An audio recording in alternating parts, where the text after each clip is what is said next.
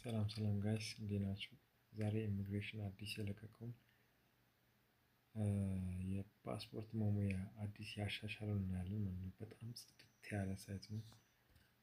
ለመጀመሪያ ወደ ነው የምንሄደው። መጀመሪያ ወደ ስልካችን እንገባና ወደ ክሮም እንገባለን ማለት ነው። ሉክ እኔ ክሮም እዚህ ጋር ነው። እንደዚህ ትገባላችሁ። ከዛ በኋላ እዚህ ሰርች ባሩ ትመጡና ኢሚግሬሽን ብላችሁ ሉክ ይሄኛው ሳይት መጻፍ ነው። ከዛ ጎ እንላለን።